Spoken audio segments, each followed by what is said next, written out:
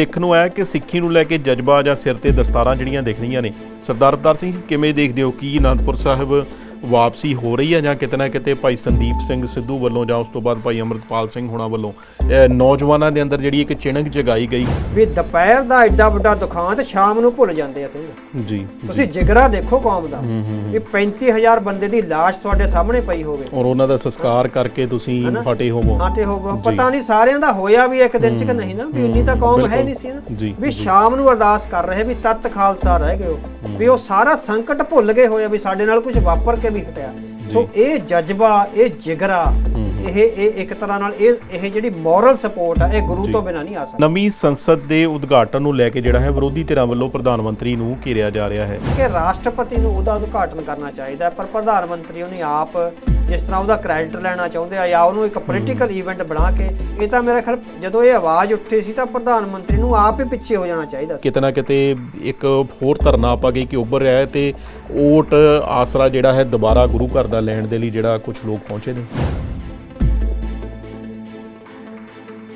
ਸਿੱਖ ਨੌਜਵਾਨਾਂ ਦੇ ਵਿੱਚ ਸਿੱਖੀ ਨੂੰ ਲੈ ਕੇ ਪਿਆਰ ਕਿਤੇ ਨਾ ਕਿਤੇ ਜਿਹੜਾ ਹੈ ਕਿਉਂਕਿ ਬਹੁਤ ਸਾਰੀ ਜਿਹੜੀ ਮਾਈਗ੍ਰੇਸ਼ਨ ਹੋ ਰਹੀ ਹੈ ਉਸ ਦੇ ਵਿੱਚ ਦੇਖਣ ਨੂੰ ਆਇਆ ਕਿ ਸਿੱਖੀ ਨੂੰ ਲੈ ਕੇ ਜਜ਼ਬਾ ਜਾਂ ਸਿਰ ਤੇ ਦਸਤਾਰਾਂ ਜਿਹੜੀਆਂ ਦਿਖ ਰਹੀਆਂ ਨੇ। ਸਰਦਾਰ ਅਵਤਾਰ ਸਿੰਘ ਕਿਵੇਂ ਦੇਖਦੇ ਹੋ ਕਿ ਅਨੰਦਪੁਰ ਸਾਹਿਬ ਵਾਪਸੀ ਹੋ ਰਹੀ ਹੈ ਜਾਂ ਕਿਤੇ ਨਾ ਕਿਤੇ ਭਾਈ ਸੰਦੀਪ ਸਿੰਘ ਸਿੱਧੂ ਵੱਲੋਂ ਜਾਂ ਉਸ ਤੋਂ ਬਾਅਦ ਭਾਈ ਅੰਮ੍ਰਿਤਪਾਲ ਸਿੰਘ ਹੋਣਾ ਵੱਲੋਂ ਨੌਜਵਾਨਾਂ ਦੇ ਅੰਦਰ ਜਿਹੜੀ ਇੱਕ ਚਿਣਕ ਜਗਾਈ ਗਈ ਕਿ ਉਸ ਦੇ ਨਾਲ ਕਿਤੇ ਕੋਈ ਉਮੀਦ ਦੀ ਕਿਰਨ ਆਪਾਂ ਕਹੀਏ ਕਿ ਜਗ ਰਹੀ ਹੈਗੀ? ਹਾਂ ਦੇਖੋ ਉਮੀਦ ਦੀ ਕਿਰਨ ਤਾਂ ਸਾਨੂੰ ਹਮੇਸ਼ਾ ਜਿੱਦਾਂ ਰੱਖਣੀ ਚਾਹੀਦੀ ਹੈਗੀ ਆ ਵੀ ਗੁਰੂ ਖਾਲਸਾ ਪੰਥ ਜਿਹੜਾ ਸਾਹਿਬ ਸ਼੍ਰੀ ਗੁਰੂ ਗੋਬਿੰਦ ਸਿੰਘ ਜੀ ਨੇ 1699 ਦੀ ਵਿਸਾਖੀ ਨੂੰ ਸਾਜਿਆ ਸੀ ਉਹ ਇੰਨਾ ਕਮਜ਼ੋਰ ਨਹੀਂ ਹੈ ਵੀ ਸਮੇਂ ਦੀਆਂ ਹਕੂਮਤਾਂ ਜਦੋਂ ਸਾਡੇ ਸਿਰਾਂ ਦੇ ਮੁੱਲ ਪੈਂਦੇ ਸੀ ਨਾ ਉਦੋਂ ਵੀ ਇਹ ਸਾਡਾ ਜਜ਼ਬਾ ਰਿਹਾ। ਤੁਸੀਂ ਦੇਖੋ ਵੀ ਜਦੋਂ ਕਹਿੰਦੇ ਆ ਵੀ ਵੱਡੇ ਘੱਲੂਘਾਰੇ ਚ 35-36 ਹਜ਼ਾਰ ਸਿੰਘ ਸਿੰਘਣੀਆਂ ਜਿਹੜੇ ਇੱਕ ਦਿਨ ਚ ਸ਼ਹੀਦ ਹੋ ਜਾਂਦੇ ਆ ਤੁਸੀਂ ਦੇਖੋ ਵੀ ਦੁਪਹਿਰ ਨੂੰ ਉਹ ਘਟਨਾ ਵਾਪਰਦੀ ਆ ਹਨਾ ਸ਼ਾਮ ਨੂੰ ਸਿੰਘ ਅਰਦਾਸ ਕਰਦੇ ਆ ਵੀ ਤਤ ਖਾਲਸਾ ਰਹਿ ਗਏ ਸੋ ਖੋਤ ਗਵਾਏ ਵੀ ਦੁਪਹਿਰ ਦਾ ਐਡਾ ਵੱਡਾ ਦੁਖਾਂਤ ਸ਼ਾਮ ਨੂੰ ਭੁੱਲ ਜਾਂਦੇ ਆ ਸਿੰਘ ਜੀ। ਤੁਸੀਂ ਜਿਗਰਾ ਦੇਖੋ ਕੌਮ ਦਾ ਵੀ 35000 ਬੰਦੇ ਦੀ ਲਾਸ਼ ਤੁਹਾਡੇ ਸਾਹਮਣੇ ਪਈ ਹੋਵੇ ਔਰ ਉਹਨਾਂ ਦਾ ਸੰਸਕਾਰ ਕਰਕੇ ਤੁਸੀਂ ਹਟੇ ਹੋਵੋ ਪਤਾ ਨਹੀਂ ਸਾਰਿਆਂ ਦਾ ਹੋਇਆ ਵੀ ਇੱਕ ਦਿਨ ਚ ਕਿ ਨਹੀਂ ਨਾ ਵੀ ਇੰਨੀ ਤਾਂ ਕੌਮ ਹੈ ਨਹੀਂ ਸੀ ਨਾ ਵੀ ਸ਼ਾਮ ਨੂੰ ਅਰਦਾਸ ਕਰ ਰਹੇ ਵੀ ਤਤ ਖਾਲਸਾ ਰਹਿ ਗਏ ਵੀ ਉਹ ਸਾਰਾ ਸੰਕਟ ਭੁੱਲ ਗਏ ਹੋਏ ਵੀ ਸਾਡੇ ਨਾਲ ਕੁਝ ਵਾਪਰ ਕੇ ਵੀ ਹਟਿਆ। ਸੋ ਇਹ ਜਜ਼ਬਾ ਇਹ ਜਿਗਰਾ ਇਹ ਇੱਕ ਤਰ੍ਹਾਂ ਨਾਲ ਇਹ ਜਿਹੜੀ ਮੋਰਲ ਸਪੋਰਟ ਆ ਇਹ ਗੁਰੂ ਤੋਂ ਬਿਨਾਂ ਨਹੀਂ ਆ ਸਕਦੀ। ਸੋ ਉਸ ਗੁਰੂ ਦੀ ਕਲਾ ਨੂੰ ਅਸੀਂ ਕਿਤੇ ਨਾ ਕਿਤੇ ਵਰਤਦਾ ਦੇਖਿਆ। ਮੈਂ ਪਿਛਲੇ 20 ਸਾਲਾਂ ਤੋਂ ਜਿਹੜੇ ਪੰਜਾਬ ਤੋਂ ਨੌਜਵਾਨ ਆਉਂਦੇ ਆ ਉਹਨਾਂ ਨਾਲ ਗੱਲਬਾਤ ਕਰਨ ਦਾ ਮੇਰਾ ਇਰਾਦਾ ਰਹਿੰਦਾ ਹੈ। ਉਹਨਾਂ ਦੀਆਂ ਸ਼ਕਲਾਂ ਸੂਰਤਾਂ ਉਹਨਾਂ ਦੀ ਰਹਿਣੀ ਬਹਿਣੀ ਉਹਨਾਂ ਦੀ ਸੋਚ ਨਾਲ ਮੈਂ ਇੰਟਰੈਕਟ ਹੁੰਦਾ ਰਹਿੰਦਾ। ਹੁਣ ਤੁਸੀਂ ਸਾਰੇ ਇੱਥੇ ਦੇਖ ਰਹੇ ਹੋ ਪਿਛਲੇ 2-3 ਸਾਲਾਂ ਤੋਂ ਜਿਹੜੇ ਬੱਚੇ ਆ ਰਹੇ ਆ ਉਹ ਬਹੁਤੇ ਦਸਤਾਰਧਾਰੀ ਆ ਰਹੇ ਆ। ਇਹ ਤੋਂ ਪਹਿਲਾਂ ਸੀਗਾ 10% ਬੱਚੇ ਦਸਤਾਰਧਾਰੀ ਹੁੰਦੇ ਸੀ ਬਾਕੀ ਸਾਰਿਆਂ ਦੇ ਕੇਸ ਮੁੰਨੇ ਹੋਏ ਔਰ ਕੰਨਾਂ ਵਿੱਚ ਨੱਤੀਆਂ ਪਾਈਆਂ ਹੁੰਦੀਆਂ ਸੀ। ਇਸ ਵੇਲੇ ਹੁਣ ਕੇਸ ਕਤਲ ਹੋਇਆਂ ਵਾਲੀ ਗਿਣਤੀ 10% ਆ ਬਾਕੀ ਮੈਂ ਸਾਰਾ ਸਾਊਥ ਹਾਲ ਦੇਖ ਕੇ ਆਇਆ West Midland Leicester Birmingham Walsall West Bromwich ਜਿੰਨੇ ਵੀ ਸਾਡੇ ਆਲੇ ਦੁਆਲੇ ਹੈਗੇ ਆ ਉਹਦੇ ਚ ਬੱਚਿਆਂ ਨੇ ਦਸਤਾਰਾਂ ਬੰਨੀਆਂ ਹੋਈਆਂ ਨੇ ਵੱਡੀ ਗਿਣਤੀ ਵਿੱਚ ਦਸਤਾਰਧਾਰੀ ਔਰ ਕੇਸਾਧਾਰੀ ਦਾੜੀਆਂ ਵਾਲੇ ਬੱਚੇ ਆ ਰਹੇ। ਮੈਂ ਬਹੁਤ ਸਾਰਿਆਂ ਨਾਲ ਗੱਲਬਾਤ ਕਰਨ ਦੀ ਕੋਸ਼ਿਸ਼ ਕੀਤੀ ਆ ਜਸਟ ਉਹੀ ਆ ਵੀ ਤੁਹਾਡੀ ਗੱਲ ਠੀਕ ਆ ਉਹ ਕਹਿੰਦੇ ਬਾਈ ਹੋਂਦ ਦੀ ਲੜਾਈ ਨੇ ਸਾਨੂੰ ਜਗਾਤਾ। ਸੋ ਹੋਂਦ ਦੀ ਲੜਾਈ ਦੀ ਗੱਲ ਦੀਪ ਸਿੱਧੂ ਨਹੀਂ ਕਰਦੇ ਹੁੰਦੇ ਸੀ। ਸੋ ਉਹ ਆਪ ਚਾਹੇ ਚਲੇ ਗਏ ਇਸ ਜਹਾਨ ਤੋਂ ਪਰ ਜਿਹੜੀ ਉਹ ਚਿਣਗ ਲਾ ਗਏ ਹੋਏ ਆ ਵੀ ਉਹ ਕਿਤੇ ਨਾ ਕਿਤੇ ਕੰਮ ਕਰ ਰਹੀ ਆ ਵੱਡੀ ਗਿਣਤੀ ਵਿੱਚ ਦਸਤਾਰਧਾਰੀ ਔਰ ਕੇਸਾਧਾਰੀ ਬੱਚੇ ਔਰ ਬਹੁਤ ਸਾਰੇ ਨਿੱਜੀ ਗੱਲਬਾਤ ਵਿੱਚ ਕਹਿੰਦੇ ਆ ਹੁਣ ਕਹਿੰਦੇ ਵੀ ਅਸੀਂ ਅੰਮ੍ਰਿਤਪਾਲ ਸਿੰਘ ਨੂੰ ਫੋਲੋ ਕਰ ਰਹੇ ਆ। ਮੈਨੂੰ ਕਈ ਬੱਚੀਆਂ ਮਿਲੀਆਂ ਹਨਾ ਬੱਚੀਆਂ ਕਹਿੰਦੀਆਂ ਵੀ ਭਾਜੀ ਅਸੀਂ ਅੰਮ੍ਰਿਤਪਾਲ ਨੂੰ ਫੋਲੋ ਕਰਦੇ ਆ। ਸੋ ਉਹ ਤੋਂ ਬਾਅਦ ਜਿਹੜੀ ਇਹਨਾਂ ਨੇ ਚਲਾਈ ਵੀ ਅਨੰਦਪੁਰ ਵਾਪਸੀ ਖਾਸ ਕਰਕੇ ਜਿਹੜਾ ਸੋਸ਼ਲ ਮੀਡੀਆ ਪਲੇਟਫਾਰਮ ਹੈਗਾ ਟਿਕਟੌਕ ਨਾ ਟਿਕਟੌਕ ਤੇ ਲਗਾਤਾਰ ਵੀਡੀਓਜ਼ ਆ ਰਹੀਆਂ ਨੇ ਉਹਦੇ ਚ ਆਉਂਦੇ ਵੀ ਅਨੰਦਪੁਰ ਸਾਹਿਬ ਵਾਪਸੀ ਉਹਦਾ ਹੈਡਿੰਗ ਲਾਇਆ ਹੁੰਦਾ ਉਹ ਬੱਚੇ ਆਪਣੀਆਂ ਪੁਰਾਣੀਆਂ ਫੋਟੋਆਂ ਪਾਉਂਦੇ ਜਦੋਂ ਕੇਸ ਕਤਲ ਕੀਤੇ ਹੋਏ ਸੀ ਈਵਨ ਟੋਪੀਆਂ ਪਾਈਆਂ ਹੋਈਆਂ ਸੀ ਹਨਾ ਬੜੇ ਹੋਰ ਕਿਸਮ ਦੇ ਸੀਗੇ ਉਹ ਫੋਟੋਆਂ ਪਾਉਂਦੇ ਆ ਤੇ ਫਿਰ ਨਾਲ ਹੁਣ ਦੀ ਅੰਮ੍ਰਿਤ ਛਕ ਕੇ ਸਿੰਘ ਸਜੇ ਹੋਏ ਦੀ ਹਨਾ ਵੀ ਅਨੰਦਪੁਰ ਸਾਹਿਬ ਵਾਪਸੀ ਉਹਦੇ ਤੇ ਸ਼ਬਦ ਕੀਰਤਨ ਲਾਇਆ ਹੁੰਦਾ। ਸੋ ਇਸ ਤਰ੍ਹਾਂ ਦਾ ਟ੍ਰੈਂਡ ਇਹ ਚੱਲ ਪਿਆ ਹੋਇਆ ਦੁਬਾਰੇ ਨਾ। ਸੋ ਕੌਮ ਇੱਕ ਪੂਰਾ ਸਰਕਲ ਘੁੰਮ ਕੇ ਉਹ ਜਿਹੜਾ ਵੈਸਟਰਨ ਜਾਂ ਜਿਹੜਾ ਹਿੰਦੂ ਕਲਚਰ ਦਾ ਹਮਲਾ ਹੋਇਆ ਸੀ ਉਹ ਤੋਂ ਨਿਕਲ ਆਈ ਆ ਬਾਹਰ ਔਰ ਇਹਨਾਂ ਦੋ ਨੌਜਵਾਨਾਂ ਦੀ ਬਹੁਤ ਕੰਟਰੀਬਿਊਸ਼ਨ ਆ ਦੀਪ ਸਿੰਘ ਸਿੱਧੂ ਦੀ ਔਰ ਅਮਰਤਪਾਲ ਸਿੰਘ ਉਹਨਾਂ ਦੀ, ਇਹਨਾਂ ਦੀ ਕੰਟਰੀਬਿਊਸ਼ਨ ਕਰਕੇ ਹੀ ਬੱਚੇ ਦੁਬਾਰਾ ਗੁਰੂ ਵੱਲ ਮੁੜ ਰਹੇ ਨੇ, ਔਰ ਸਾਡੇ ਲਈ ਇਹ ਬੜੀ ਖੁਸ਼ੀ ਦੀ ਗੱਲ ਆਪਾਂ ਕਹਿ ਸਕਦੇ ਹਾਂ। ਜੀ ਬਿਲਕੁਲ ਜੀ, ਦੇਖਦੇ ਹਾਂ ਕਿ ਕਿਸ ਤਰੀਕੇ ਦੇ ਨਾਲ ਆਉਣ ਵਾਲੇ ਦਿਨਾਂ 'ਚ ਸਰਗਰਮੀਆਂ ਜਿਹੜੀਆਂ ਹੁੰਦੀਆਂ ਹੈਗੀਆਂ ਨੇ। ਨਵੀਂ ਸੰਸਦ ਦੇ ਉਦਘਾਟਨ ਨੂੰ ਲੈ ਕੇ ਜਿਹੜਾ ਹੈ ਵਿਰੋਧੀ ਧਿਰਾਂ ਵੱਲੋਂ ਪ੍ਰਧਾਨ ਮੰਤਰੀ ਨੂੰ ਘੇਰਿਆ ਜਾ ਰਿਹਾ ਹੈ। ਖਾਸ ਕਰਕੇ ਜਿਹੜਾ ਹੈ ਇਹਦਾ ਉਦਘਾਟਨ ਨਰਿੰਦਰ ਮੋਦੀ ਹੁਣੀ ਖੁਦ ਕਰਨਗੇ, ਤੇ ਕਿਹਾ ਜਾ ਰਿਹਾ ਹੈ ਕਿ ਰਾਸ਼ਟਰਪਤੀ ਦਾ ਉਹਦਾ ਜਿਹੜਾ ਹੈ ਉਹ ਉੱਚਾ ਹੁੰਦਾ ਹੈ, ਤੇ ਰਾਸ਼ਟਰਪਤੀ ਦੂਜਾ ਹੈਗਾ ਹੈ ਕਿ ਕਿਤੇ ਨਾ ਕਿਤੇ ਪਿਛੜੇ ਵਰਗ ਤੋਂ ਨੇ, ਇਹਦੇ ਕਰਕੇ ਜਿਹੜਾ ਹੈ ਉਹਨਾਂ ਕੋਲੋਂ ਇਹ ਨਹੀਂ ਕਰਵਾਇਆ ਜਾ ਰਿਹਾ। ਇਹ ਵੀ ਗੱਲਾਂ ਜਿਹੜੀਆਂ ਕਹੀਆਂ ਜਾ ਰਹੀਆਂ ਨੇ, ਕਿਵੇਂ ਦੇਖਦੇ ਹੋ ਤੁਸੀਂ? ਅਕਾਲੀ ਦਲ ਨੇ ਤੇ ਖੁੱਲ੍ਹ ਕੇ ਸਮਰਥਨ ਦਿੱਤਾ ਕਿ ਅਸੀਂ ਜਾਵਾਂਗੇ ਵੀ ਤੇ ਅਸੀਂ ਇਹਦੇ ਹੱਕ 'ਚ ਵੀ ਹੈਗੇ ਹਾਂ। ਹਾਂਜੀ, ਸੋ ਨੈਤਿਕ ਤੌਰ ਤੇ ਬੇਸ਼ੱਕ ਇਹਦੇ ਕੋਈ ਸੰਵਿਧਾਨਕ ਮਾਪਦੰਡ ਨਹੀਂ ਨੇ, ਸੋ ਹਰ ਗੱਲ ਸੰਵਿਧਾਨ 'ਚ ਜਾਂ ਕਾਨੂੰਨ 'ਚ ਨਹੀਂ ਲਿਖੀ ਹੁੰਦੀ। ਕੁਛ ਜਿਹੜੀਆਂ ਹੈਗੀਆਂ ਡੈਮੋਕ੍ਰੈਟਿਕ ਵੈਲਿਊਜ਼ ਹੁੰਦੀਆਂ, ਉਹਨਾਂ ਵੈਲਿਊ ਉਹ ਅਣਲਿਖਤ ਹੁੰਦੀਆਂ ਨਾ, ਸੋ ਉਹਨਾਂ ਦਾ ਲਿਖਤੀ ਪ੍ਰਮਾਣ ਨਹੀਂ ਹੁੰਦਾ। ਉਹਦੇ ਆਧਾਰ ਤੇ ਵਿਰੋਧੀ ਧਿਰਾਂ ਕਹਿ ਰਹੀਆਂ ਨੇ ਵੀ ਪ੍ਰਧਾਨ ਮੰਤਰੀ ਨਾਲੋਂ ਇਸ ਸੰਸਦ ਭਵਨ ਦਾ ਜਿਹੜਾ ਉਦਘਾਟਨ ਆ ਉਹ ਰਾਸ਼ਟਰਪਤੀ ਨੂੰ ਕਰਨਾ ਚਾਹੀਦਾ, ਕਿਉਂਕਿ ਰਾਸ਼ਟਰਪਤੀ ਹੀ ਸਿੰਬੋਲਿਕ ਹੈਡ ਹੈ ਇੰਡੀਅਨ ਸਟੇਟ ਦਾ, ਪ੍ਰਧਾਨ ਮੰਤਰੀ ਉਹਦਾ ਸੈਕੰਡ ਹੈ ਜੀ ਨਾ। ਪ੍ਰਧਾਨ ਮੰਤਰੀ ਆਲ ਇਨ ਆਲ ਨਹੀਂ ਹੈ।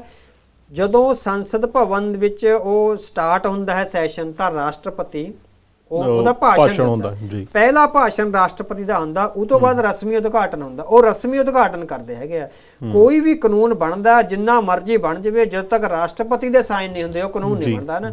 ਸੋ ਰਾਸ਼ਟਰਪਤੀ ਆ ਜਿਹੜਾ ਸਿੰਬੋਲਿਕ ਹੈਡ ਆ, ਵਿਰੋਧੀ ਪਾਰਟੀਆਂ ਦਾ ਕਹਿਣਾ ਵੀ ਇਸ ਜਿਹੜਾ ਨਵਾਂ ਸੰਸਦ ਭਵਨ ਬਣਾਇਆ ਗਿਆ, ਕਿਉਂਕਿ ਸਿੰਬੋਲਿਕ ਹੈਡ ਰਾਸ਼ਟਰਪਤੀ ਆ, ਭਾਰਤੀ ਸੰਵਿਧਾਨ ਦਾ ਜਿਹੜਾ ਇੱਕ ਮਾਨਤਾ ਹੈਗੀ ਆ ਉਹ ਸਾਰੀ ਰਾਸ਼ਟਰਪਤੀ ਵਿੱਚ ਜਾ ਕੇ ਸਮਿਲਿਤ ਹੁੰਦੀ ਹੈ। ਸੋ ਇਸ ਕਰਕੇ ਰਾਸ਼ਟਰਪਤੀ ਨੂੰ ਉਹਦਾ ਉਦਘਾਟਨ ਕਰਨਾ ਚਾਹੀਦਾ, ਪਰ ਪ੍ਰਧਾਨ ਮੰਤਰੀ ਉਹਨੇ ਆਪ ਜਿਸ ਤਰ੍ਹਾਂ ਉਹਦਾ ਕ੍ਰੈਡਿਟ ਲੈਣਾ ਚਾਹੁੰਦੇ ਆ ਜਾਂ ਉਹਨੂੰ ਇੱਕ ਪੋਲੀਟੀਕਲ ਈਵੈਂਟ ਬਣਾ ਕੇ, ਇਹ ਤਾਂ ਮੇਰਾ ਖਿਆਲ ਜਦੋਂ ਇਹ ਆਵਾਜ਼ ਉੱਠੀ ਸੀ ਤਾਂ ਪ੍ਰਧਾਨ ਮੰਤਰੀ ਨੂੰ ਆਪ ਹੀ ਪਿੱਛੇ ਹੋ ਜਾਣਾ ਚਾਹੀਦਾ ਸੀ, ਕਿਉਂਕਿ ਜੇ ਤੁਸੀਂ ਇਸ ਤਰ੍ਹਾਂ ਕਹਿੰਦੇ ਹੋ ਜਿਹੜੀ ਸੰਸਦ ਦੀ ਮਰਿਆਦਾ ਹੈ ਜਾਂ ਜਿਹੜੀ ਇੱਕ ਡੈਮੋਕ੍ਰੇਸੀ ਦੀ ਮਰਿਆਦਾ ਹੈ ਨਾ, ਸੋ ਉਹਨੂੰ ਹੈਗਾ ਜਿਸ ਤਰ੍ਹਾਂ ਉਹਨੂੰ ਮਾਨਤਾ ਰੱਖਣੀ ਚਾਹੀਦੀ ਸੀ। ਇਸ ਸੰਦਰਭ 'ਚ ਰਾਹੁਲ ਗਾਂਧੀ ਦਾ ਬੜਾ ਸੋਹਣਾ ਇੱਕ ਬਿਆਨ ਆਇਆ, ਉਹ ਕਹਿੰਦਾ ਵੀ ਸੰਸਦ ਸੰਵਿਧਾਨਕ ਕਦਰਾਂ ਕੀਮਤਾਂ ਨਾਲ ਬਣਾਇਆ ਜਾਂਦਾ ਹੈ, ਨਾ ਕਿ ਹੰਕਾਰ ਦੀਆਂ ਇੱਟਾਂ ਨਾਲ, ਹਨਾ। ਸੋ ਉਹਨਾਂ ਨੇ ਬੜੀ ਸੋਹਣੀ ਟਿੱਪਣੀਆਂ ਜਿਹੜੀ ਕਰੀ ਹੈਗੀ। ਸੋ ਸਾਨੂੰ ਲੱਗਦਾ ਵੀ ਇਸ ਡੈਮੋਕ੍ਰੈਟਿਕ ਪ੍ਰੋਸੈਸ ਵਿੱਚ ਰਾਸ਼ਟਰਪਤੀ ਨੂੰ ਜਿਹੜੀ ਹੈਗੀ ਆ ਉਹ ਪ੍ਰੋਮੀਨੈਂਸ ਦੇਣੀ ਚਾਹੀਦੀ ਹੈ। ਹਾਂ, ਇਹ ਹੋ ਸਕਦਾ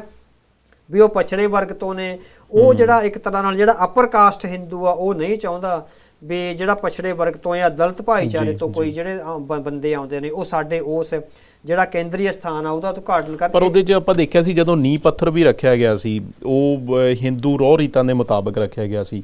ਕਿਵੇਂ ਦੇਖਦੇ ਹੋ? ਕਿਸੇ ਦਾ ਪਰਸਨਲ ਘਰ ਤੇ ਨਹੀਂ ਮੰਨ ਰਿਹਾ। ਇੱਕ ਬੰਨੇ ਕਿਹਾ ਜਾਂਦਾ ਹੈ ਕਿ ਸਾਰੇ ਧਰਮਾਂ ਨੂੰ ਜਾਂ ਇੱਕ ਧਰਮ ਨਿਰਪੱਖ ਮੁਲਕ ਜਿਹੜਾ ਭਾਰਤ ਨੂੰ ਕਿਹਾ ਜਾਂਦਾ ਹੈ, ਜੇ ਉਹ ਭਾਰਤ ਦੀ ਨਵੀਂ ਸੰਸਦ ਬਣ ਰਹੀ ਹੈ ਤੇ ਜਾਂ ਤਾਂ ਉੱਥੇ ਇਦਾਂ ਦਾ ਕੁਝ ਨਹੀਂ ਹੁੰਦਾ ਜਾਂ ਫਿਰ ਸਾਰੇ ਧਰਮਾਂ ਦੇ ਹਿਸਾਬ ਨਾਲ ਹੁੰਦਾ। ਇਹਨੂੰ ਕਿਸ ਐਂਗਲ ਤੋਂ ਦੇਖਦੇ ਹੋ? ਬਿਲਕੁਲ ਇਹ ਬਿਲਕੁਲ ਠੀਕ ਆ ਤੁਹਾਡਾ ਸਵਾਲ ਵੀ ਜੇ ਤਾਂ ਉਹ ਧਰਮ ਨਿਰਪੱਖ ਹੈ ਤਾਂ ਉਹਦੇ ਤੇ ਕਿਸੇ ਇੱਕ ਧਰਮ ਦੀਆਂ ਧਾਰਮਿਕ ਰਵਾਇਤਾਂ ਨਾਲ, ਮਤਲਬ ਹੁਣ ਇੱਥੇ ਪ੍ਰਧਾਨ ਮੰਤਰੀ ਦੀ ਪਰਸਨਲ ਚੀਜ਼ ਤਾਂ ਨਹੀਂ ਹੋ ਰਹੀ, ਕਹਿ ਤਾਂ ਤੁਸੀਂ ਇਹੀ ਰਹੇ ਹੋ ਵੀ ਸੰਸਦ ਬਣ ਰਹੀ ਹੈ। ਹਾਂਜੀ। ਸੋ ਇਹਦੇ 'ਚ ਹੁਣ ਕੀ ਆ, ਜਦੋਂ ਇਹ ਕਿਹਾ ਜਾਂਦਾ ਨਾ ਵੀ ਤੁਹਾਨੂੰ ਮਸਲਾ ਕੀ ਆ ਜੇ ਹਿੰਦੂ ਰੋਹ ਰੀਤਾਂ ਨਾਲ ਹੋ ਗਿਆ, ਹੁਣ ਤੁਸੀਂ ਦੇਖੋ ਵੀ ਤੁਸੀਂ ਟੋਲਰੇਟ ਕਰ ਲਓਗੇ ਜੇ ਉਹ ਸਿੱਖ ਰੋਹ ਰੀਤਾਂ ਨਾਲ ਹੁੰਦਾ, ਜਾਂ ਈਵਨ ਜੇ ਮੁਸਲਿਮ ਰੋਹ ਰੀਤਾਂ ਨਾਲ ਹੁੰਦਾ, ਕਿ ਪੂਰਾ ਭਾਰਤ ਉਹਨੂੰ ਟੋਲਰੇਟ ਕਰ ਲੂਗਾ ਜੀ। ਫਿਰ ਅਸੀਂ ਕਹਿ ਸਕਦੇ ਵੀ ਤੁਹਾਨੂੰ ਮਸਲਾ ਕੀ ਆ ਜੇ ਮੁਸਲਿਮ ਰੋਹ ਰੀਤਾਂ ਨਾਲ ਹੋ ਗਿਆ। ਉਹ ਡਿਫਾਈਨ ਕਰਨ ਵੀ ਤੁਹਾਨੂੰ ਕਾਹਦਾ ਮਸਲਾ। ਆਪਾਂ ਦੇਖਿਆ ਨਾ ਕਿ ਜਿਹੜੇ ਨਾਂ ਵੀ ਹੈਗੇ ਆ ਜਾਂ ਜਿਹੜੇ ਬੋਲੇ ਹੁੰਦੇ ਆ, ਕਈ ਵਾਰੀ ਅਸੀਂ ਚੀਜ਼ਾਂ ਨੂੰ ਬੜਾ ਲਾਈਟਲੀ ਜਿਹਾ ਲੈ ਲੈਂਦੇ ਵੀ ਠੀਕ ਹੈ ਕੀ ਫਰਕ ਪੈਂਦਾ ਹੈ। ਆਪਾਂ ਦੇਖਿਆ ਸੀ ਕਿ ਪਿੱਛੇ ਜਿਹੜਾ ਹੈਗਾ ਜਦੋਂ ਇੱਕ ਵੱਡਾ ਜਹਾਜ਼ ਆਉਂਦਾ ਹੈ ਤੇ ਰਾਜਨਾਥ ਸਿੰਘ ਹੋਣੀ ਉਦਘਾਟਨ ਕਰਦੇ ਨੇ, ਉੱਥੇ ਨਿੰਬੂ ਟੰਗੇ ਹੁੰਦੇ ਨੇ, ਉਹ ਵੀ ਸਾਰਾ ਕੁਝ ਹਿੰਦੂ ਰੋਹ ਰੀਤਾਂ ਦੇ ਮੁਤਾਬਕ ਹੀ ਹੁੰਦਾ।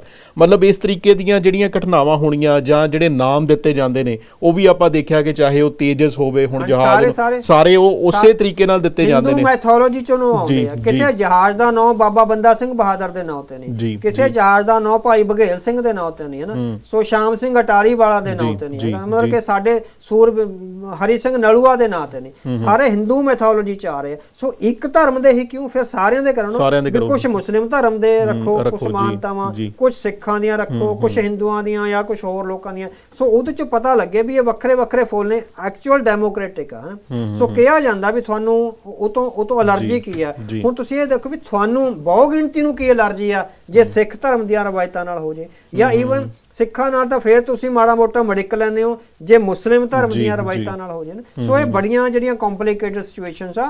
ਸਵਾਲ ਤੁਹਾਡਾ ਬਿਲਕੁਲ ਠੀਕ ਆ ਵੀ ਉਹਨੂੰ ਡੈਮੋਕ੍ਰੈਟਿਕ ਵੈਲਿਊਜ਼ ਨੂੰ ਹੀ ਪ੍ਰਮੋਟ ਕਰਨਾ ਚਾਹੀਦਾ ਇਹਨਾਂ ਮਾਮਲੇ 'ਚ, ਕਿਸੇ ਧਰਮ ਦੀਆਂ ਰਵਾਇਤਾਂ ਨੂੰ ਨਹੀਂ। ਜੀ ਬਿਲਕੁਲ ਜੀ। ਤੇ ਦੂਜੇ ਬੰਨੇ ਜਿਹੜਾ ਹੈ ਯੂਕੇ ਦੀ ਗੱਲ ਕਰ ਲੈਂਦੇ ਹਾਂ, ਪ੍ਰਧਾਨ ਮੰਤਰੀ ਰਿਸ਼ੀ ਸੁਨਕ ਦੇ ਘਰ ਦੇ ਲਾਗੇ ਇੱਕ ਇੰਸੀਡੈਂਟ ਹੋਇਆ ਹੈਗਾ ਹੈ ਤੇ ਜਿਹੜੀਆਂ ਸਿਕਿਉਰਿਟੀ ਸਰਵਿਸਿਜ਼ ਨੇ ਉਹ ਵੀ ਇਹ ਦੇਖਣ 'ਚ ਲੱਗੀਆਂ ਹੋਈਆਂ ਨੇ ਕਿਉਂਕਿ ਪਿਛਲੇ ਦਿਨੀ ਜਿਹੜਾ ਹੈ ਅਮਰੀਕਾ ਦੇ ਵਿੱਚ ਵੀ ਵਾਈਟ ਹਾਊਸ ਦੇ ਲਾਗੇ ਕੁਝ ਇੰਸੀਡੈਂਟ ਹੋਇਆ ਸੀ ਵੀ ਕੀ ਇਹ ਕਿਸੇ ਤਰੀਕੇ ਦਾ ਸਿਕਿਉਰਿਟੀ ਲੈਪਸ ਤਾਂ ਨਹੀਂ ਹੈਗਾ ਜਾਂ ਉਸ ਦੇ ਨਾਲ ਕੋਈ ਰਿਲੇਟਡ ਘਟਨਾ ਤਾਂ ਨਹੀਂ ਹੈਗੀ, ਕਿਵੇਂ ਦੇਖਦੇ ਹੋ ਇਸ ਨੂੰ ਤੁਸੀਂ? ਹਾਂਜੀ ਹਾਂਜੀ, ਸੋ ਪਿਛਲੇ ਦਿਨ ਇਹ ਹੋਇਆ ਹੈਗਾ ਵੀ ਉਹਨਾਂ ਦੇ 10 ਡਾਊਨਿੰਗ ਸਟਰੀਟ ਦੇ ਲਾਗੇ ਇੱਕ ਕਾਰ ਹੈ ਜਿਹੜੀ ਉਹ ਅਣਅਧਿਕਾਰਤ ਖੇਤਰ ਵਿੱਚ ਗਈ ਆ ਔਰ ਦੱਸਿਆ ਜਾਂਦਾ ਵੀ ਇੱਕ ਕੰਧ ਨਾਲ ਵੀ ਟੱਕਰ ਵੱਜੀ ਆ। ਸੋ ਇਸ ਤਰ੍ਹਾਂ ਦੀਆਂ ਘਟਨਾਵਾਂ ਆਈਆਂ ਨੇ। ਸੋ ਇੱਕਦਮ ਉਹਨੂੰ ਇੰਟਰਸੈਪਟ ਕਰ ਲਿਆ ਗਿਆ ਔਰ ਸਿਕਿਉਰਿਟੀ ਸਰਵਿਸਿਜ਼ ਨੇ ਜਿਹੜੀਆਂ ਹੈਗੀਆਂ ਵੀ ਹਾਲੇ ਬਹੁਤਾ ਜ਼ਿਆਦਾ ਡਿਸਕਲੋਜ਼ ਨਹੀਂ ਕਰਿਆ ਉਹਨਾਂ ਨੇ, ਉਹ ਇਨਵੈਸਟੀਗੇਸ਼ਨ ਕਰ ਰਹੇ ਹੋਣਗੇ, ਪਰ ਉਹ ਬਿਲਕੁਲ ਇਸ ਐਂਗਲ ਤੋਂ ਗੱਲ ਕਰ ਰਹੇ ਨੇ ਕਿਉਂਕਿ ਵਾਈਟ ਹਾਊਸ ਦੇ ਲਾਗੇ ਵੀ ਇੱਕ ਕੰਧ ਦੇ ਨਾਲ ਇੱਕ ਟਰੱਕ ਆ ਜਿਹੜਾ ਮਾਰਿਆ ਗਿਆ, ਇੱਕ ਲੌਰੀ ਆ ਜਿਹੜੀ ਕਿਰਾਏ ਤੇ ਲੈ ਕੇ ਕਿਸੇ ਬੰਦੇ ਵੱਲੋਂ ਉੱਥੇ ਉਹਨੂੰ ਬਕਾਇਦਾ ਲੈ ਕੇ ਆਂਦਾ ਗਿਆ ਤੇ ਉੱਥੇ ਆ ਜਿਹੜੀ ਉਹ ਮਾਰੀ ਗਈ ਹੈ।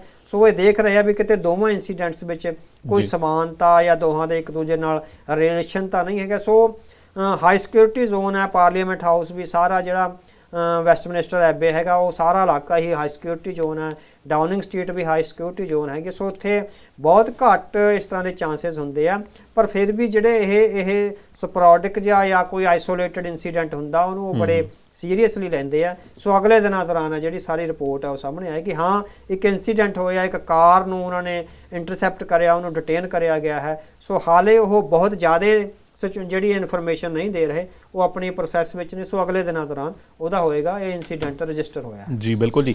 ਤੇ ਗੱਲਬਾਤ ਕਰ ਲੈਂਦੇ ਹਾਂ ਭਾਰਤ ਦੀ ਰਾਜਧਾਨੀ ਦਿੱਲੀ ਦੇ ਵਿੱਚ ਬਹੁਤ ਸਾਰੇ ਜਿਹੜੇ ਪਹਿਲਵਾਨ ਹੈਗੇ ਨੇ, ਜਿਹੜੇ ਨੌਜਵਾਨ ਬੱਚੇ ਬੱਚੀਆਂ ਹੈਗੇ ਨੇ, ਸਰੀਰਕ ਸ਼ੋਸ਼ਣ ਦੇ ਮਸਲੇ ਨੂੰ ਲੈ ਕੇ ਜਿਹੜਾ ਹੈ ਉੱਥੇ ਬੈਠੇ ਹੋਏ ਨੇ ਕਿ ਇੱਕ ਮੰਤਰੀ ਦੇ ਵੱਲੋਂ ਜਿਹੜਾ ਇਸ ਤਰੀਕੇ ਦਾ ਘਟਨਾਕ੍ਰਮ ਵਰਤਾਇਆ ਗਿਆ ਜਾਂ ਲਗਾਤਾਰ ਕਿੰਨੇ ਸਾਲ ਜਿਹੜਾ ਹੈ ਕੁਝ ਬੱਚੀਆਂ ਦੇ ਨਾਲ ਇੱਦਾਂ ਦੀ ਘਟਨਾਕ੍ਰਮ ਹੋਇਆ ਹੈਗਾ ਤੇ ਉਹਨਾਂ ਦੇ ਵੱਲੋਂ ਲਗਾਤਾਰ ਜਿਹੜਾ ਧਰਨਾ ਜਾਰੀ ਹੈ। ਪਿਛਲੇ ਦਿਨੀ ਉਹ ਬੰਗਲਾ ਸਾਹਿਬ ਗੁਰਦੁਆਰਾ ਸਾਹਿਬ ਗਏ ਸੀ ਤੇ ਉਸ ਤੋਂ ਬਾਅਦ ਜਿਹੜਾ ਹੈਗਾ ਹੈ ਦਰਬਾਰ ਸਾਹਿਬ ਵੀ ਮੱਥਾ ਟੇਕਣ ਆਏ ਹੈਗੇ ਆ, ਅਕਾਲ ਤਖਤ ਸਾਹਿਬ ਦੇ ਜਥੇਦਾਰ ਸਾਹਿਬ ਨੂੰ ਵੀ ਮਿਲੇ ਹੈਗੇ ਆ।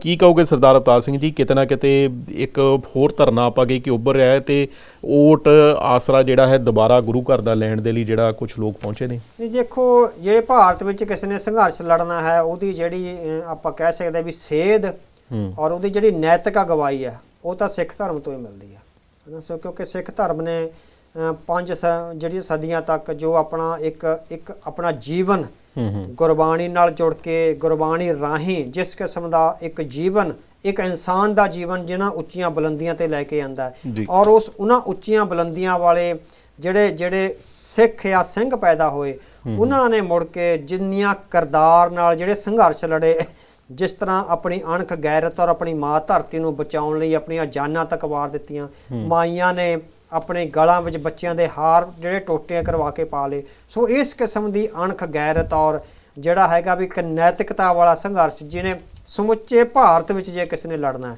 ਤਾਂ ਉਹ ਤੋਂ ਅਗਵਾਈ ਤਾਂ ਉਹ ਲਗਾਤਾਰ ਸਿੱਖਾਂ ਵੱਲ ਅਗਵਾਈ ਦੇ ਤੌਰ ਤੇ ਦੇਖ ਰਹੇ ਆ। ਸੋ ਉਹਨਾਂ ਬੱਚਿਆਂ ਦੀ ਬੇਪਤੀ ਹੁੰਦੀ ਰਹੀ ਹੈ। ਸੋ ਕੁਸ਼ਤੀ ਫੈਡਰੇਸ਼ਨ ਦੇ ਵੱਲੋਂ ਸੋ ਇੱਕ ਭਾਰਤੀ ਜਨਤਾ ਪਾਰਟੀ ਦਾ ਨੇਤਾ ਹੈ, ਉਹਦੇ ਤੇ ਸ਼ੱਕ ਦੀ ਨਿਗਾਹ ਆ ਰਹੀ ਹੈਗੀ ਹੈ। ਪਰ ਤੁਸੀਂ ਦੇਖੋ ਵੀ ਨੈਤਿਕਤਾ ਦੀਆਂ ਗੱਲਾਂ ਕਰਨ ਵਾਲੇ, ਬੇਟੀ ਪੜ੍ਹਾਓ ਬੇਟੀ ਬਚਾਓ ਦੀਆਂ ਗੱਲਾਂ ਕਰਨ ਵਾਲੇ ਜਾਂ ਮਨ ਕੀ ਬਾਤ ਕਰਨ ਵਾਲੇ ਜਿਹੜੇ ਲੋਕ ਆ ਉਹ ਲਗਾਤਾਰ ਉਹਨਾਂ ਬੱਚਿਆਂ ਦੀ ਉਸ ਪੀੜਤ ਜਾਂ ਉਸ ਦਰਦ ਨੂੰ ਅੱਖੋਂ ਪਰੋਖੇ ਕਰਕੇ ਉਹਨੂੰ ਇੱਕ ਤਰ੍ਹਾਂ ਨਾਲ ਆਪਣੇ ਢੰਗ ਨਾਲ ਟੈਕਲ ਕਰ ਰਹੇ ਆ। ਕੋਈ ਕਿਸੇ ਇਨਸਾਫ ਦੀ ਉਮੀਦ ਨਹੀਂ। ਸੋ ਹਾਲੇ ਉਹ ਧਰਨਾ ਜਾਰੀ ਹੈ। ਉਹਨਾਂ ਬੱਚੇ ਬੱਚੀਆਂ ਨੇ ਪਿਛਲੇ ਦਿਨੀ ਪਹਿਲਾਂ ਬੰਗਲਾ ਸਾਹਿਬ ਨਤਮਸਤਕ ਹੋਏ ਔਰ ਉਹਨਾਂ ਨੇ ਆਖਿਆ ਵੀ ਸਾਨੂੰ ਬੰਗਲਾ ਸਾਹਿਬ ਦੇ ਲੰਗਰ ਵਿੱਚੋਂ ਹੀ ਜਿਹੜਾ ਪ੍ਰਸ਼ਾਦਾ ਵਗੈਰਾ ਮਿਲ ਰਿਹਾ ਹੈ। ਸੋ ਸਾਡੀ ਜਿਹੜਾ ਸਰਵਾਈਵਲ ਦਾ ਸਾਧਨ ਆ ਉਹ ਬੰਗਲਾ ਸਾਹਿਬ ਗੁਰਦੁਆਰਾ। ਹੁਣ ਉਹ ਤੱਕ ਜ਼ਮਜ਼ਮਾ ਸਾਹਿਬ ਵਿਖੇ ਆਏ ਸੀ, ਜਥੇਦਾਰ ਸਾਹਿਬ ਨੂੰ ਮਿਲੇ ਔਰ ਜਥੇਦਾਰ ਸਾਹਿਬ ਨੇ ਉਹਨਾਂ ਦੇ ਹੱਕ ਵਿੱਚ ਇੱਕ ਤਰ੍ਹਾਂ ਨਾਲ ਬਿਆਨ ਵੀ ਦਿੱਤਾ ਹੈ। ਸ਼੍ਰੋਮਣੀ ਗੁਰਦੁਆਰਾ ਪ੍ਰਬੰਧਕ ਕਮੇਟੀ 29 ਤਰੀਕ ਨੂੰ ਉੱਥੇ ਇੱਕ ਵੱਡਾ ਜਥਾ ਲੈ ਕੇ ਜਾ ਰਹੀ ਹੈ। ਪਹਿਲਾਂ ਪੰਜਾਬ ਦੀਆਂ ਕਿਸਾਨ ਜਥੇਬੰਦੀਆਂ ਪਿਛਲੇ ਦਿਨੀ ਵੱਡੀ ਪੱਧਰ ਤੇ ਜਿਹੜੀਆਂ ਸਿੱਖ ਬੀਬੀਆਂ ਤੇ ਜਿਹੜੇ ਸਿੱਖ ਨੌਜਵਾਨ ਆ ਉੱਥੇ ਉਹਨਾਂ ਦੀ ਹਮਾਇਤ ਲਈ ਗਏ ਆ। ਸੋ ਹੁਣ ਉਹ ਕੱਲ ਫਤਿਹਗੜ੍ਹ ਸਾਹਿਬ ਵੀ ਗਏ ਨੇ। ਸੋ ਉੱਥੇ ਵੀ ਇੱਕ ਸ਼ਹਾਦਤਾਂ ਦਾ ਜਿਹੜਾ ਇੱਕ ਕੇਂਦਰ ਹੈ ਜਿੱਥੇ ਮਹਾਨ ਸ਼ਹਾਦਤਾਂ ਹੋਈਆਂ, ਜਿੱਥੇ ਸਮੇਂ ਦੀਆਂ ਸਰਕਾਰਾਂ ਨੂੰ ਛੋਟੀਆਂ ਛੋਟੀਆਂ ਜਿੰਦਾਂ ਵੱਲੋਂ ਚੁਣੌਤੀ ਦਿੱਤੀ ਗਈ ਆ ਆਪਣੀ ਨੈਤਿਕਤਾ ਦੇ ਸਹਾਰੇ ਤੇ। ਸੋ ਉਮਰ ਦੀ ਕੋਈ ਪਰਵਾਹ ਨਹੀਂ, ਆਪਣੇ ਸਰੀਰਕ ਸ਼ਕਤੀ ਦੀ ਕੋਈ ਪਰਵਾਹ ਨਹੀਂ, ਇੱਕ ਨੈਤਿਕ ਬਲ ਤੇ ਐਡੀ ਵੱਡੀ ਸਲਤਨਤ ਨੂੰ ਜਿਹੜਾ ਵੰਗਾਰਿਆ ਗਿਆ। ਸੋ ਉਸ ਵੰਗਾਰ ਦੀ ਇੱਕ ਤਰ੍ਹਾਂ ਨਾਲ ਆਪਾਂ ਕਹਿ ਸਕਦੇ ਹਾਂ ਵੀ ਚਰਨ ਛੋਹ ਲੈਣ ਲਈ ਉਸ ਵੰਗਾਰ ਦੇ ਆਧਾਰ ਤੇ ਸਮੇਂ ਦੀਆਂ ਅੱਜ ਦੀਆਂ ਹਕੂਮਤਾਂ ਨੂੰ ਵਗਾਰਨ ਦੀ ਆਪਾਂ ਕਹਿ ਸਕਦੇ ਇੱਕ ਪ੍ਰੇਰਨਾ ਲੈਣ ਲਈ ਉਹ ਬੱਚੇ ਬੱਚੀਆਂ ਫਤਿਹਗੜ੍ਹ ਸਾਹਿਬ ਆਏ ਆ। ਸੋ ਸਿੱਖ ਨੇ ਜਿਹੜੇ ਭਾਰਤ ਵਿੱਚ ਕਿਸੇ ਵੀ ਸੰਘਰਸ਼ ਦਾ ਕੇਂਦਰ ਨੇ। ਸਮੁੱਚੇ ਭਾਰਤ ਦੇ ਦੱਬੇ ਕੁਚਲੇ ਲੋਕ ਆ ਜਿਹੜੇ ਆਪਣੀ ਮੁਕਤੀ, ਇੱਕ ਵੱਖਰੇ ਕਿਸਮ ਦੀ ਮੁਕਤੀ ਚਾਹੁੰਦੇ ਆ, ਰਾਜਸੀ, ਸਮਾਜਿਕ, ਧਾਰਮਿਕ, ਉਹ ਸਿੱਖਾਂ ਵੱਲ ਦੇਖ ਰਹੇ ਨੇ। ਹੁਣ ਇਹ ਸਿੱਖ ਲੀਡਰਸ਼ਿਪ ਨੂੰ ਚਾਹੀਦਾ ਵੀ ਉਹਨਾਂ ਦਾ ਕਰੈਕਟਰ ਇੰਨਾ ਬੁਲੰਦ ਹੋਵੇ, ਉਹਨਾਂ ਦੀ ਆਤਮਾ ਇੰਨੀ ਬੁਲੰਦ ਹੋਵੇ, ਉਹਨਾਂ ਦਾ ਜੀਵਨ ਇੰਨਾ ਬੁਲੰਦ ਹੋਵੇ, ਉਹਨਾਂ ਵਿੱਚ ਸ਼ਹਾਦਤ ਦੀ ਭਾਵਨਾ ਇੰਨੀ ਬੁਲੰਦ ਹੋਵੇ ਤਾਂ ਕਿ ਉਹ ਉਹਨਾਂ ਲੋਕਾਂ ਦੀ ਅਗਵਾਈ ਕਰ ਸਕਣ। ਸਮੁੱਚੇ ਭਾਰਤ ਦੇ ਅਪਰ ਕਾਸਟ ਹਿੰਦੂ ਤੋਂ ਬਿਨਾਂ ਬਾਕੀ ਸਾਰੇ ਦੱਬੇ ਕੁਚਲੇ ਲੋਕ ਆ ਜਿਹੜੇ ਉਹ ਸਿੱਖਾਂ ਵੱਲ ਦੇਖ ਰਹੇ ਆ। ਹੁਣ ਇਹ ਕੌਮ ਨੇ ਦੇਖਣਾ ਵੀ ਉਹਨਾਂ ਨੇ ਆਪਣਾ ਕਿਰਦਾਰ ਉਸ ਉੱਚੇ ਲੈਵਲ ਤੇ ਲਿਜਾਣਾ ਜਾਂ ਛੋਟੀਆਂ ਕੁਰਸੀਆਂ ਪਿੱਛੇ ਲੜ ਕੇ ਆਪਣੀ ਆਤਮ ਹੱਤਿਆ ਕਰਨੀ ਹੈ। ਜੀ ਬਿਲਕੁਲ ਜੀ। ਔਰ ਦੂਜੇ ਬੰਨੇ ਜਿਹੜਾ ਹੈ ਸ਼੍ਰੋਮਣੀ ਕਮੇਟੀ ਵੱਲੋਂ ਵੀ ਜਿਹੜਾ ਹੈ ਇਸ ਨੂੰ ਸਪੋਰਟ ਜਾਂ ਹਮਾਇਤ ਜਿਹੜੀ ਹੈ ਉਹ ਦੇ ਦਿੱਤੀ ਗਈ ਹੈ, ਔਰ ਉਹਨਾਂ ਦਾ ਵੀ ਜਿਹੜਾ ਇੱਕ ਵਫਦ ਹੈਗਾ ਆਉਣ ਵਾਲੇ ਦਿਨਾਂ ਦੇ ਵਿੱਚ ਉੱਥੇ ਧਰਨੇ ਦੇ ਵਿੱਚ ਸ਼ਾਮਲ ਵੀ ਹੋਵੇਗਾ ਤੇ ਉਹਨਾਂ ਦੀਆਂ ਜਿਹੜੀਆਂ ਮੰਗਾਂ ਨੇ ਸਰਕਾਰ ਤੱਕ ਲੈ ਕੇ ਵੀ ਜਿਹੜਾ ਹੈ ਜਾਏਗਾ। ਹੁਣ ਆਪਾਂ ਗੱਲਬਾਤ ਕਰ ਲੈਂਦੇ ਕਿ ਮੀਡੀਆ ਦੇ ਵੱਲੋਂ ਸਿੱਖਾਂ ਦੇ ਨਾਲ ਕੀਤੇ ਜਾਂਦੇ ਵਿਤਕਰੇ ਲਈ, ਖਾਸ ਕਰਕੇ ਪ੍ਰਿੰਟ ਮੀਡੀਆ ਦੇ ਵਿੱਚ ਵੀ ਆਪਾਂ ਦੇਖਿਆ ਕਿ ਜਿਸ ਤਰੀਕੇ ਦੇ ਨਾਲ ਜਦੋਂ ਕੋਈ ਚੰਗੀ ਘਟਨਾ ਵਾਪਰਦੀ ਹੈ ਤੇ ਉਸ ਨੂੰ ਇੰਡੀਅਨ ਕਹਿ ਕੇ ਪ੍ਰਚਾਰਿਆ ਜਾਂਦਾ ਹੈ, ਜੇ ਕੋਈ ਮਾੜੀ ਘਟਨਾ ਵਾਪਰਦੀ ਹੈ ਤੇ ਉਸ ਨੂੰ ਜਿਹੜਾ ਹੈ ਸਿੱਖ ਕਹਿ ਕੇ ਪ੍ਰਚਾਰਿਆ ਜਾਂਦਾ ਹੈਗਾ। ਇਹਦੀਆਂ ਜਿਹੜੀਆਂ ਐਗਜ਼ਾਮਪਲਸ ਰੀਸੈਂਟ ਜੇ ਅਸੀਂ ਲੈਣੀਆਂ ਹੋਵੇ, ਪਿਛਲੇ ਦਿਨੀ ਆਪਾਂ ਨੂੰ ਪਤਾ ਹੈ ਕਿ ਸਰਦਾਰ ਅਜੇਪਾਲ ਸਿੰਘ ਬੰਗਾ ਹੁਣੀ ਜਿਹੜਾ ਨੇ ਵਰਲਡ ਬੈਂਕ ਦੇ ਚੇਅਰਮੈਨ ਬਣਦੇ ਹੈਗੇ ਨੇ ਤੇ ਉਦੋਂ ਉਹਨਾਂ ਨੂੰ ਐਜ਼ ਏ ਇੰਡੀਅਨ ਕਹਿ ਕੇ ਸੰਬੋਧਨ ਕੀਤਾ ਗਿਆ। ਤੇ ਦੂਜੇ ਬੰਨੇ ਜਿਹੜਾ ਹੈ ਇਹੀ ਵੱਡੀਆਂ ਅਖਬਾਰਾਂ ਦੇ ਵੱਲੋਂ Sikh man fined 57,000 for under paying Indian students, ਇਹ ਖਬਰਾਂ ਵੀ ਲੱਗੀਆਂ। ਕਿਵੇਂ ਦੇਖਦੇ ਹੋ ਦੋਨੋਂ ਖਬਰਾਂ ਦੇ ਲਈ? ਹਾਂਜੀ, ਤੁਸੀਂ ਦੇਖੋ ਵੀ ਤੁਸੀਂ ਡਿਸਕ੍ਰਿਪਸ਼ਨ ਦਿੱਤੀ ਹੈ ਵੀ ਜਦੋਂ ਤਾਂ ਕੋਈ ਜੇ ਕੋਈ ਸਿੱਖ ਵੱਡੇ ਅਹੁਦੇ ਤੇ ਪਾਉਂਦਾ, ਸਿੱਖ ਨੇ ਕੋਈ ਪ੍ਰਾਪਤੀ ਕਰੀ ਹੈ, ਐਜ਼ ਏ ਸਿੱਖ ਪ੍ਰਾਪਤੀ ਕਰੀ ਹੈ ਨਾ, ਸੋ ਉਹਨੂੰ ਕਿਹਾ ਜਾਂਦਾ ਇੰਡੀਅਨ ਓਰੀਜਨ ਮੈਨ, ਹਨਾ, ਵੀ ਭਾਰਤ ਦੇ ਬਸ਼ਿੰਦੇ ਨੇ ਇਹ ਵੱਡੀ ਪ੍ਰਾਪਤ ਕਰੀ ਆ।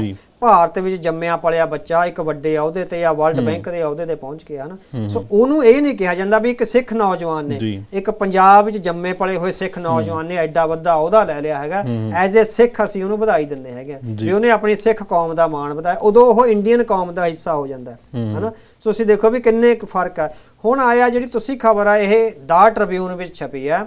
ਸੋ ਇਸ ਤਰ੍ਹਾਂ ਦੇ ਛੋਟੀਆਂ ਘਟਨਾਵਾਂ ਸਾਡੇ ਸਮਾਜ ਵਿੱਚ ਵਾਪਰਦੀਆਂ ਨੇ।